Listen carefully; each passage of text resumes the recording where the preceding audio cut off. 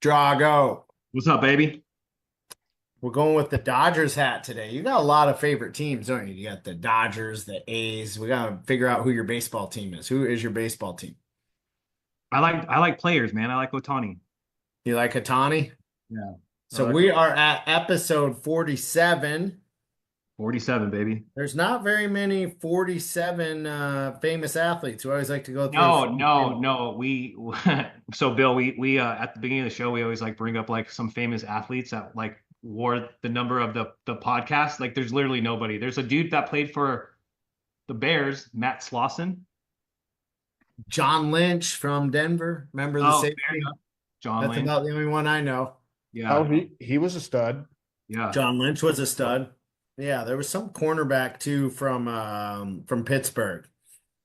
Who am I trying to think of? Mel Blunt. Mel Mel Blunt. Blount. Those are the That's only two 47s I know.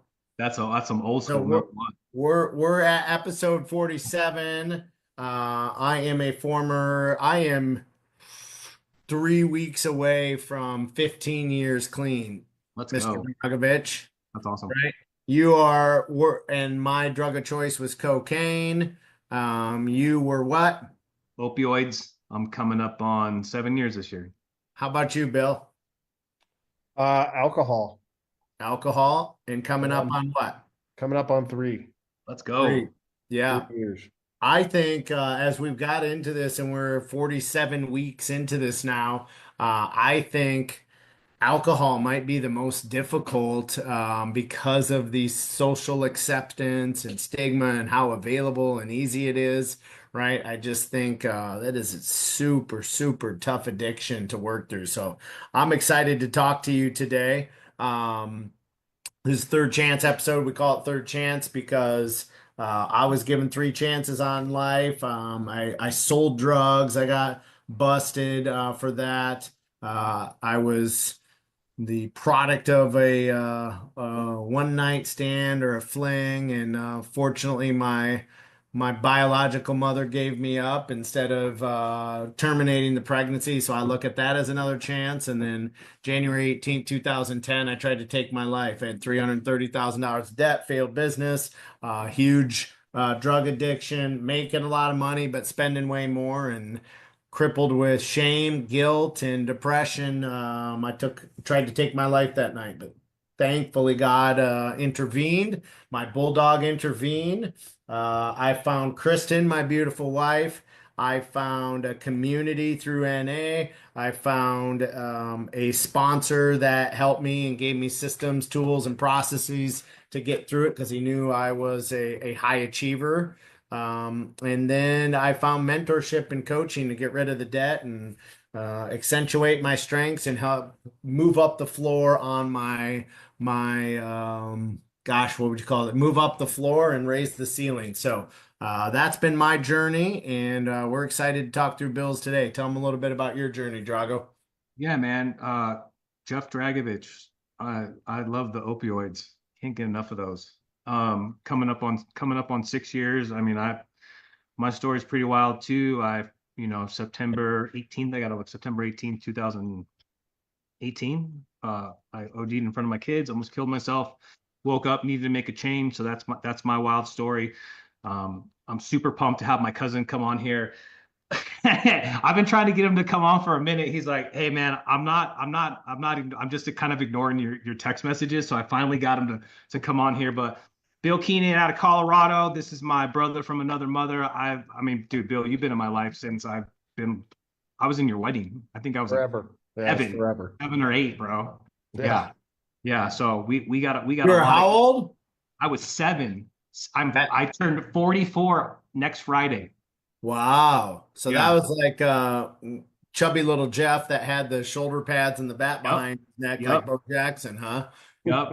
He's Yep. known you since those days. Yep. Bill was always the so Bill married my cousin Kim, and my cousin Kim was like big part of my mom's life. And then like Bill was always like the cool bigger brother. He'd come hang out and do stuff and go water skiing and ride dirt bikes and but I mean the dude, they for sure saved my life. I mean, I don't ever think he knew like how bad my addiction was. Like I had just got out of a relationship with a girl who he knows I was with for a lot of years, and like I just went off the rails, and I was slamming heroin and methamphetamine and locking myself in hotel rooms, and I was just like, man, I got to get the F out of here. And I got myself cleaned up a little bit, and I found a job out in Colorado, and I was like, hey, can I please come live with you guys for a little bit? When I get in there, like, come out tomorrow. So got in my truck, drove out there, and that started a lot of change for me, which I'm very, very grateful for, because I probably would be dead if I didn't make that move for sure. So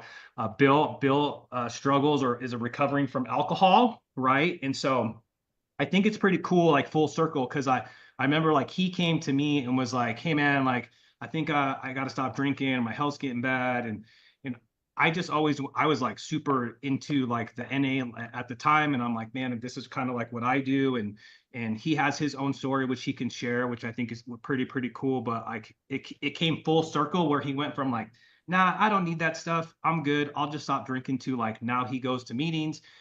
I think you're sponsoring people, right? Like you're going, you're doing the deal, you're staying sober, you're coming up on 3 years, which is huge, right? Because if alcohol was my drug of choice, it would just be so hard because everywhere we go, there's alcohol, man. Oh, Damn.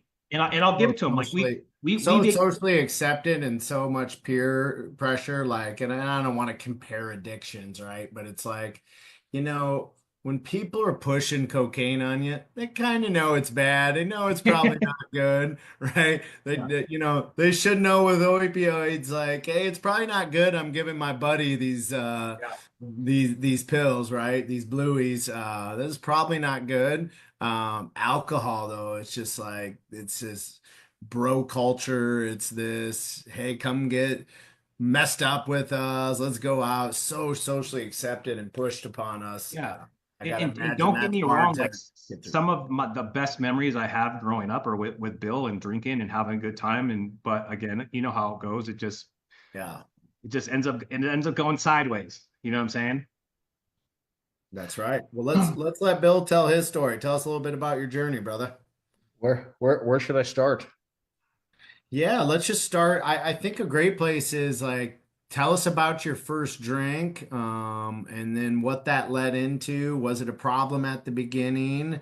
Um, what was kind of rock bottom and why you had to go get help and how you went about it, and just wrap it up in a nice little bow of where you're at now. Yeah, so gosh, my first drink, I was probably two. No, I'm joking, but what's interesting is especially in my corporate life, my whole life, just drinking is like you guys were saying, it's so social. Not only is it socially acceptable when you're at corporate meetings, it's arguably expected. Yeah. You go out to a meeting, you're like, I'm not drinking tonight, and you're like, your boss is like, oh yeah, you are. Like, well, okay, well, I guess I am. And the interesting part about my corporate life is I never once had a drink at work my entire life. Never. Mm. Um, I would, I would, I mean, I guess I was a pretty responsible drinker for, if that's a thing. Yeah.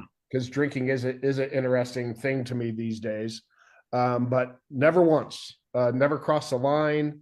Um, and then I left corporate America. I got self-employed, and I was pretty decent there for quite some time too. And then COVID hit. And I remember the day distinctly. The mayor and the governor got on TV, and they said we're shutting down liquor stores, and I had a slight little panic. I'm like, holy shit, I gotta stay at home, and I gotta deal with everything, and I'm not gonna have any drinks.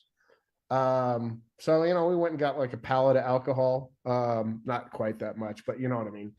Um, and then I started to go down a bad hill quickly, like really, really, really fast. And I've said this a bunch of times. Most of my life I drank because I wanted to, and then I quickly got to a point where I drank because I had to. I was the physical addiction becomes very interesting very fast. Say that again, Bill. That was powerful. Yeah, the physical addiction, which Oh, I but had. you said I used to have control of my Yeah, drinking. Say yeah. that part again. I used to be, if there is a responsible drinker, like all the commercials say, until I wasn't. I Yeah. lost control of the fun. I lost control of the social aspect, and the physical addiction took over quickly. I want to stop you right there just real quick because that might be the best line that anybody said in 47 Yeah. episodes. It is so true. Like I was a highly functioning cocaine addict. I would almost argue I was a better loan officer and better at work. Why I was high and why I was using because of the stimulants of it. I could just keep going and going and going, right? And I would use it and I always had control on it. It looked good on the outside. Like everybody knew like I was very successful and made good money. They didn't know how fast it was going out, but the truth was eventually I crossed that threshold and it became a need. And when I didn't Yeah. have it, it was a huge dopamine crash and huge depression and shame and guilt. And then it just turned into this vicious cycle. And I don't know if you can, but I cannot pinpoint like, oh, it was that moment. It just happens Yeah. gradually and it's so subtle each time. And then all of a sudden it's out of control. Yeah, and no, I can't pinpoint a moment too. I can pinpoint and that's why COVID resonates so much for me, because the shutdown, and what are we going to do? And then you had nothing but time, Right. nothing but time and boredom. And you wake up in the morning, or I woke up in the morning, and what are you going to do today? I'm like, well, shit, let's have a drink. Why? Let's start the party early. Yeah. Um, and I can tell you countless vacations that we did that on, and you do that for a handful of days or a week, and then you get home, and you got to go back to the real world. But the shutdown was I hate to use the word traumatic for me, but it turned into traumatic for me. It Yeah. wasn't I wasn't all caught up by all the whatever, but my boredom turned into, I'm just going to drink 24/7.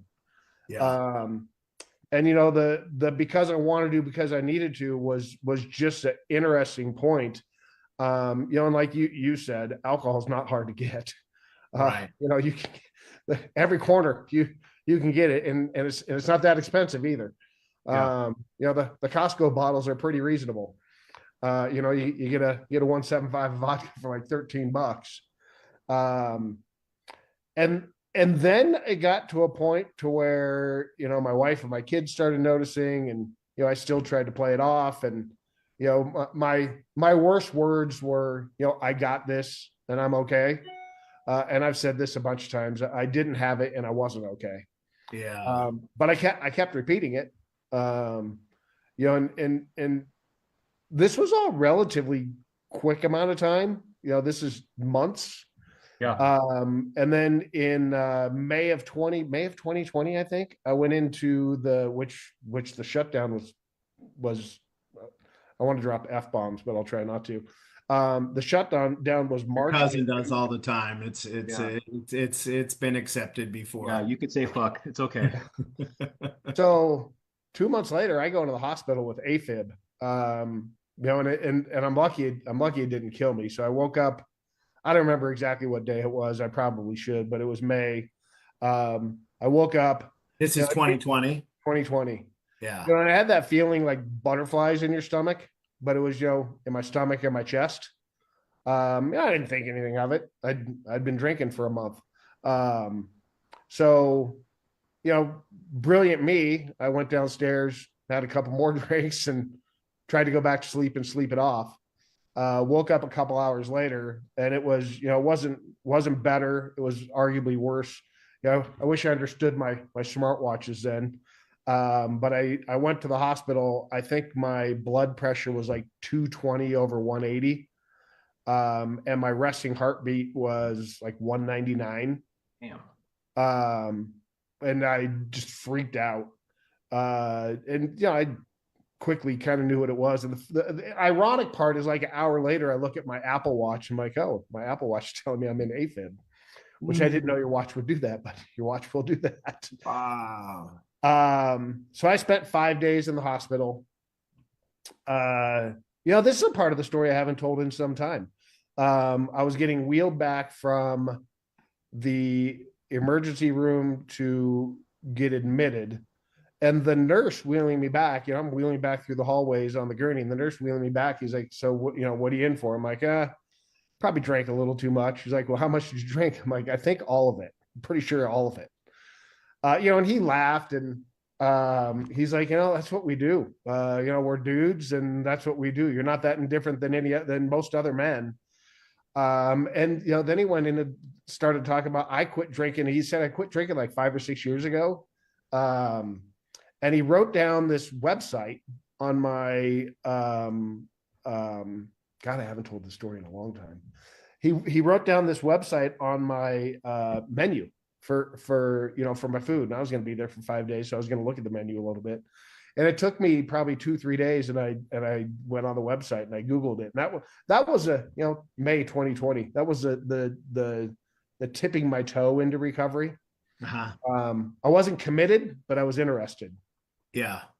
So I joined that program. It was Open to the idea of change, I call that. yeah, Doesn't mean you're yeah, going to change, but you're at least open to the idea of it. yeah. And I really wanted to do it on my terms. In life, you got to live life on life's terms. They're not typically on my terms. And it took me 2 years to learn that. Mm. So I dinked around with the idea. I dipped my toe into this other program, and it cost me thousands and thousands of dollars, which I was totally fine with. If it was going to fix me, I didn't care what it costed. And then after a year or so, it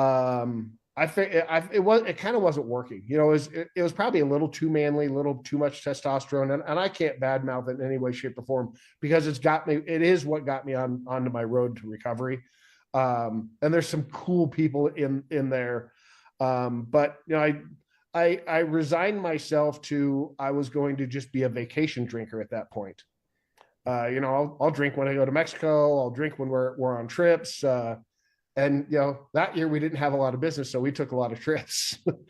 So, and then when you start drinking for 7-10 days straight, you kick the physical part, and then you get home from seven. This is what amazed me. You get home from 7-8 days of drinking, and holy shit, the physical part was back. And I was kind of like dumbfounded. How does this physical, and the jitters, the shakes, the increased heart rate, that just all the uncontrollable shaking of the hands and tremors. I was amazed that you could get that back in a week's time. Mm. And after a couple of those, that's when I didn't figure, my wife and my daughter kind of told me that I'm going to do something different, or they're going to do something different. So that day, I poured myself a whole bunch of more drinks and then drove myself to an AA meeting. And it was down in deep. I'm looking at you in your little picture here, Jeff. It was down in deep Aurora, because that was the one that. And Jeff texted me the meeting app. Oh yeah, I don't know if you remember. I do. And you talked to me about 90 and 90, and try the meeting, and you were so nonchalant about it, right? Not judging, not, hey, you need to do this, just you should. We've been talking about it for over probably a year at this point. Sure. Yeah. And at that point I was like, well, fuck it. Well, what do I got to lose? Right. And the real answer was probably my marriage. My everything. I mean, I missed a few months later, after one of the vacations, I went into the hospital for a second stint, because after a 7-day vacation, then I got home and the vacation still stuck on for a few more days, because it just gets harder and harder to put it down. And then I went back into the hospital with AFib again. So at that point, that's when I thought, this is going to kill me. And the sad part is I'd come to terms with that, and I was kind of okay with it too. I'm like, it's going to kill me. We all got to die of something. This will just be the thing that I die of. I've had an amazing life. I got a pretty amazing family, and if I go out like this, I was okay with it, which is kind of scary. Yeah. And I always say I was 0% suicidal. I never thought I'm gonna take a bottle of pills or eat a bullet or any of that stuff. But now as I look back a few years later, you know, admittedly, just saying you're gonna drink yourself into oblivion, I'm not sure it's a lot different. It's That's not. pretty wild for sure. Maybe it makes me feel better, but now I know plenty of people that died with a bottle in their hand. Yeah. Some really, really, really good friends from high school and Sure. best friends, and you sit there and you hear about it and you're like, holy shit. So that's when I started dipping my toe into AA. And I probably did that for about a year. And I was never committed. I was still wanted to do it all on my terms.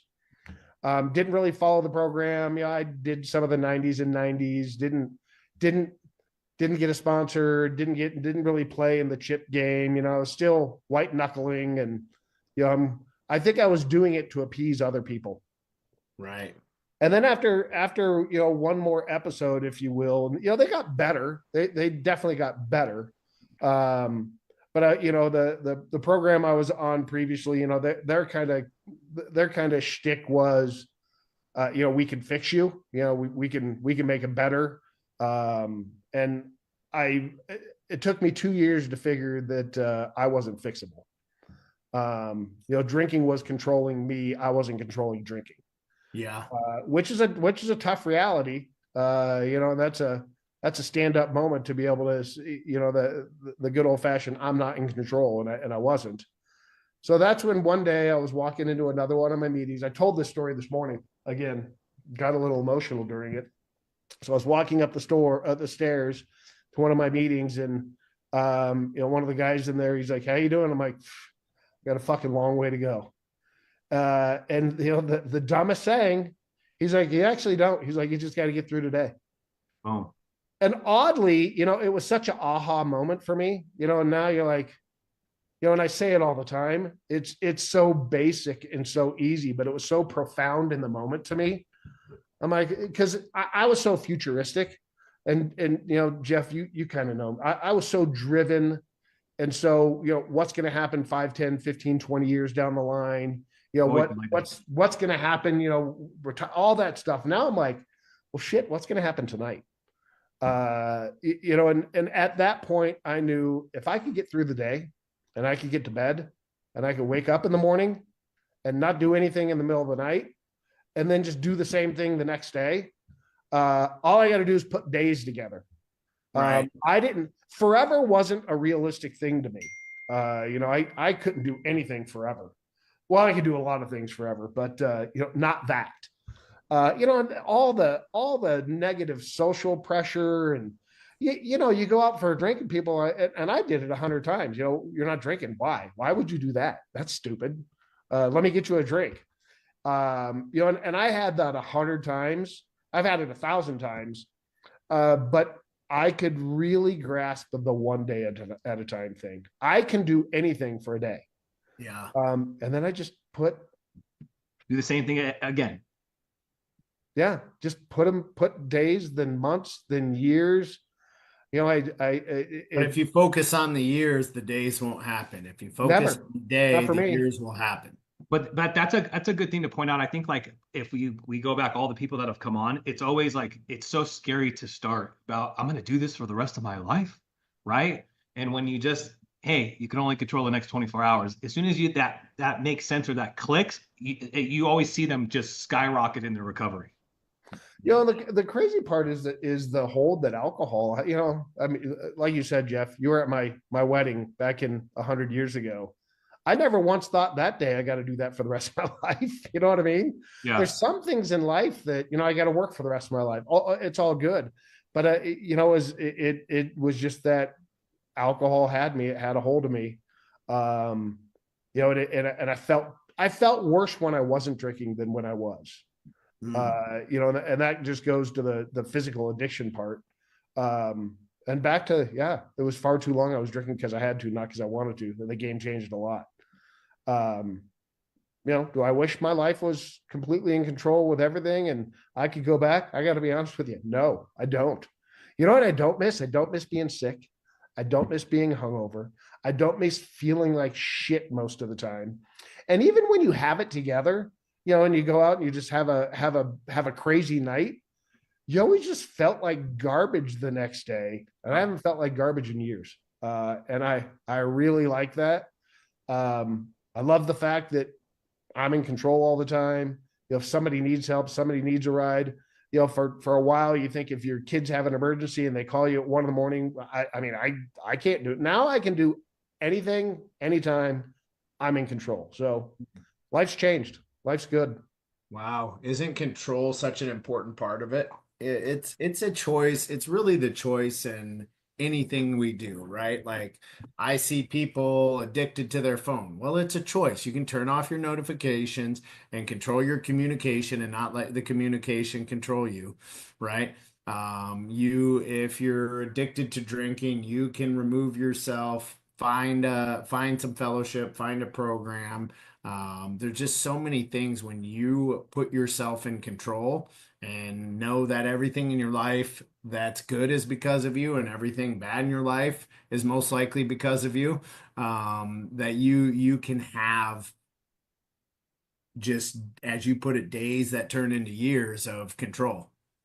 Yeah, it's pretty good. Um, Talk a little bit about just like how often you go to meetings. Are you still going to meetings? Did you use a sponsor? Walk us through like the actual recovery a bit. Yeah, well, like I said, I was telling that story earlier today. It was at a meeting, so I was at a meeting at noon today.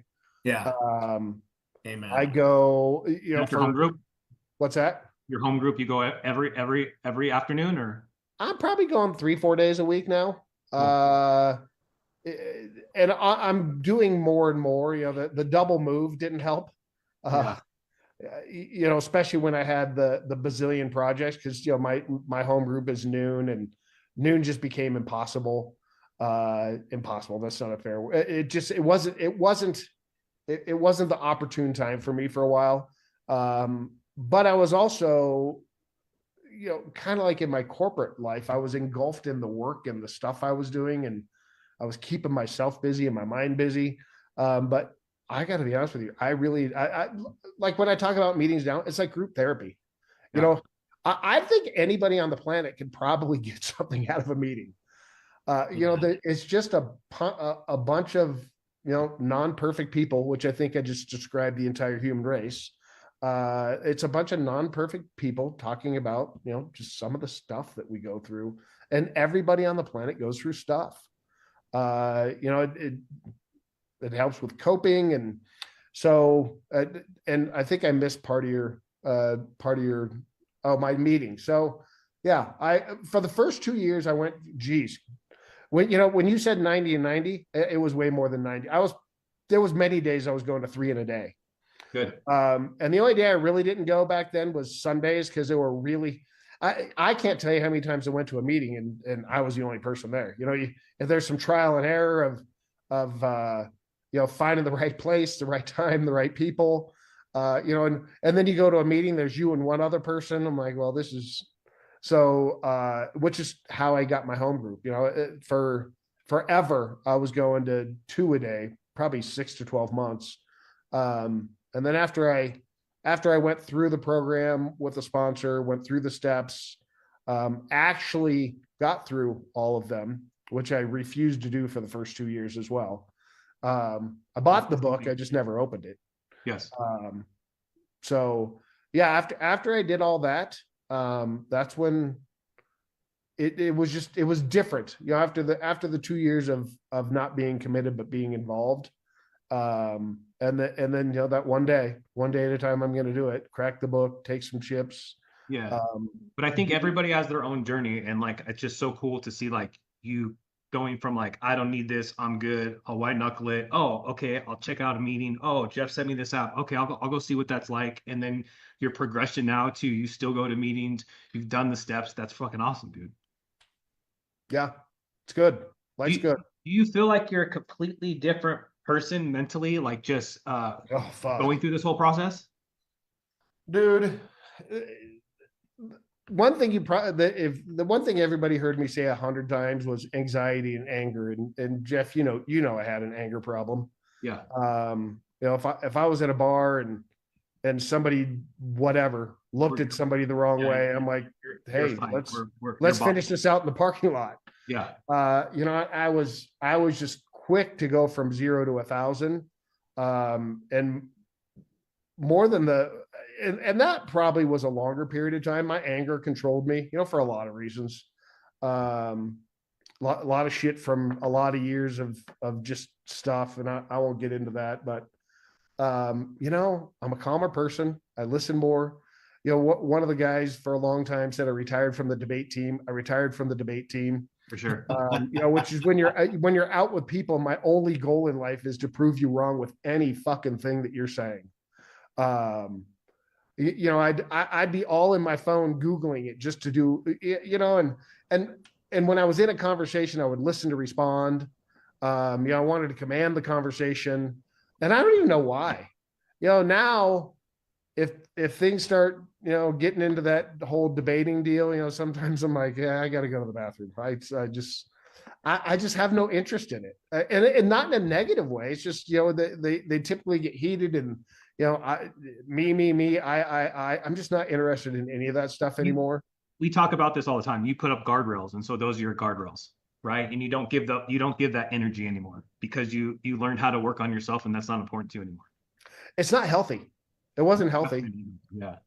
And another thing that I say a lot, I used to get really, really super upset, pissed off, mad, irate, and then you know what you are 5 seconds later? All the things I just said. You're upset, you're pissed off, you're mad, and you're irate, and you can't turn that off in 10 seconds. Yeah. So yeah, I was just irritating myself on a daily basis. Probably everybody else, but definitely me. And you'd wake up a week later and you're still pissed off. I'm like, what am I even mad about? Yeah. So controlling emotions, probably a whole lot better about that. That's awesome, bro. Pissed off a lot less in life. Yeah. We're not boxing people in a Las Vegas club or a concert or a bar or Yeah, I haven't invited anybody outside in years. At least 3 years, right? You hang out with bro. When we're coming up, you're hanging out with Bill. We're for sure getting in a fight with somebody. Yeah. Yeah, I can Not my relate best to moments. those days. Drago, final thoughts. Man, I'm just super pumped you came on here, dude. I really appreciate you being vulnerable with us and sharing your story. Listen, if you're watching this, we say this every episode. We do find recovery. We do find financial freedom. We do find love if you want it. We don't do this because we're trying to get famous. We're doing this because this was what fills up our cup and we want to be of service to you. So if you're thinking about recover, you want to have a conversation, you need a hug, I would much rather get a phone call from you at 3 o'clock in the morning than have to go to your funeral. So we just throw that out there. Me and Chad put both of our personal numbers in the chat. We are literally always available if you need any type of resources from us. Like, this is why we do this. Bill, final thoughts. Thanks for having me on. Anonymity's been a big thing for me for 3 years, and I'm getting out of my bubble a little bit. You guys are helping me with that. So maybe this is it, man, because I did the same thing. So maybe this is the sign for you, because listen, you never know who's watching this. You never know who you're going to help. Because I remember I did the same thing. I'm like, I don't want to talk to people about my recovery because I'm in finance and people are going to judge me. And then somebody way smarter than me was like, hey man, why don't you just share? Maybe you can save somebody's life. And that was like the aha moment to me, to be like, hey, this is who I am. I'm in recovery. I'm going to recover out loud. So maybe that's the gift we just gave to you. Yeah. So yeah, thanks for having me on. I'm 2 months. Is another year, and maybe one day at a time. I'm gonna keep one day at a time. One day at a time. That's what I'm gonna do. Well, I will take us out. You have to be willing to change, and that's fine. Dip your toe in and know that it's not forever. Like Bill said, it's one day at a time, right? And I fell off a couple times, right? But then eventually you just start to learn that you can put it together in days and you don't need to focus on the months and the years, right? So I love that you said that. It's so true of why we educate our kids I have twin 9-year-olds and a 4-year-old, and we talk openly and transparently about this because I want them, when they're struggling with any of these things or they get it offered, that they can feel like they can come to me. And the truth is, as parents, we have to be cognizant of what we allow to our kids, because in the lessons that we teach them through our own struggles, because truth is, you don't know where that line is, where it crosses from being in control to being out of control. And Yeah. for me, and I love that you said that, Bill, it can happen really, really fast. And I'm a big believer. I believe that alcohol and drugs are the tool of the devil, and it sneaks up on you, and all of a sudden, you are out of control and you're not even aware of it. And once that happens, there's not much you can do about it besides getting into recovery, and sometimes it becomes too late and it changes you psychologically, like you said. I love that you said this, right? From I have this great life, I have a beautiful wife who loves me, I have a great family, that I come, but it's okay, I'm going to keep drinking and this is the way I'm going to die. Like, that's messed up, right? Yeah. But that's what it does. And it doesn't matter. Like, I think there's this stigma that an alcoholic is like tripping all over themselves all the time and can't be highly functioning. I mean, I know a ton of highly functioning alcoholics, right? Successful in real estate, all three of us, right? And gosh, I was successful when I was a user. So you just, there's these stigmas out there. Know that no one is strong enough or powerful enough once these things sneak up on you to have them take you over. So I love that you said that. It was just so powerful.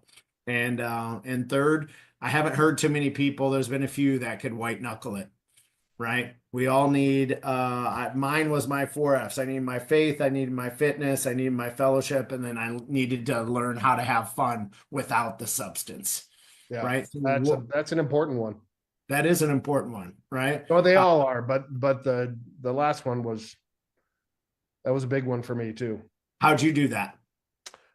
I ducked out for a minute. I took some breaks from social activities. And then I just, the toughest part for me was having the conversation, because I was always, the biggest part of the party. And now I'm the guy not drinking. So I had to come to grips with, what am I going to say? And that was hard for me, Yeah. oddly. But then I just, after a while, I'm like, I didn't have, I think I said it earlier, I didn't have an off button. And I drank until I couldn't drink anymore. And I just decided not to anymore. And Amen. now I can go anywhere. I can go any social situation anywhere. And make no mistake about it. If it starts getting out of control, it's probably time for me to go home. But I have no problem going to, bars, concerts, whatever, vacations. I'm good. That's amazing. Water with the lemon. Yeah. Iced tea. I drink iced tea. Yeah. Yeah. I Yeah. like the soda water. Well, buddy, I think you shared a lot today.